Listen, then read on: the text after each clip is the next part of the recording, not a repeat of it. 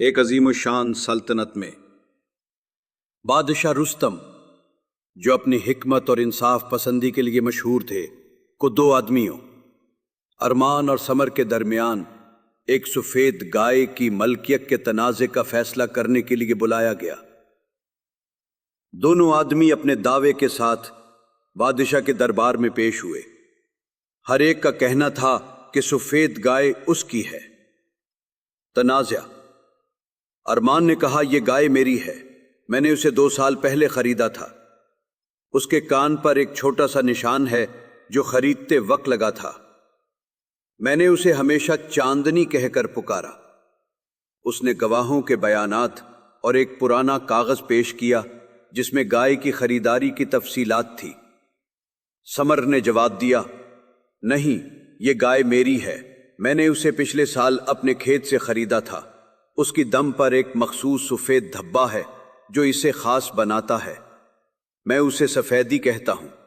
سمر نے بھی گواہ پیش کیے جنہوں نے تصدیق کی کہ وہ گائے کو اس کے کھیت میں دیکھ چکے ہیں۔ دونوں کے گواہ اور دستاویزات قابل اعتماد تھے، لیکن تنازع حل نہ ہوا۔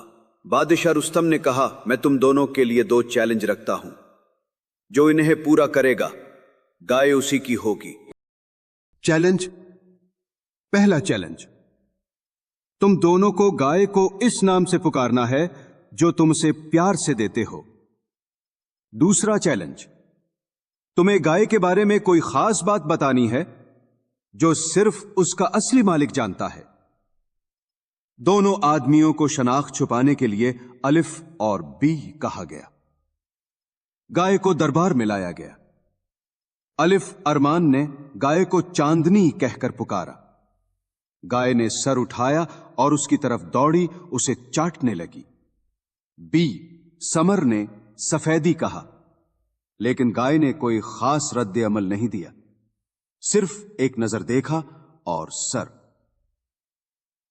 دوسرے چیلنج میں الف نے کہا، اس کے کان پر ایک چھوٹا سا نشان ہے جو اسے خریدتے وقت لگا تھا۔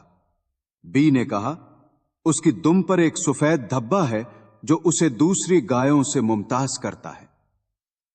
دونوں کی باتوں کی جانچ کی گئی۔ گائے کے کان پر نشان اور دم پر دھبا دونوں موجود تھے، جس سے فیصلہ مزید مشکل ہو گیا۔ بادشاہ رستم کا آخری امتحان۔ بادشاہ رستم نے سوچا اور کہا، تم دونوں کے دعوے مضبوط ہیں، لیکن اب ایک آخری فیصلہ ہے۔ میں گائے کی قیمت دونوں کو ادا کروں گا اور گائے کو ذبح کر کے سلطنت کے لوگوں کو کھانا کھلایا جائے گا۔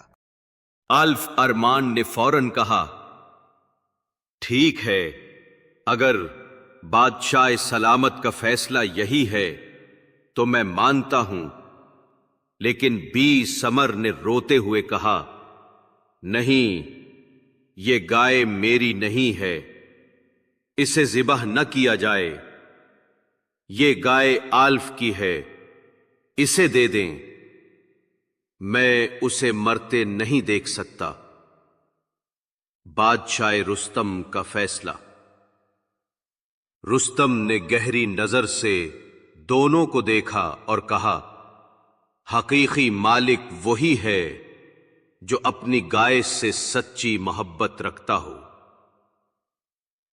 بی سمر نے گائے کی جان بچانے کے لیے اپنا دعویٰ چھوڑ دیا، جو اس کی گہری محبت کو ظاہر کرتا ہے۔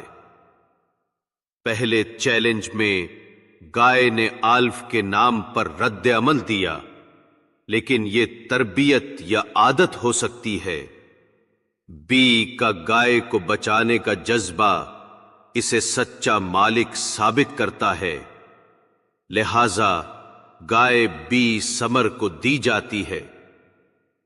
سچی محبت قربانی مانگتی ہے۔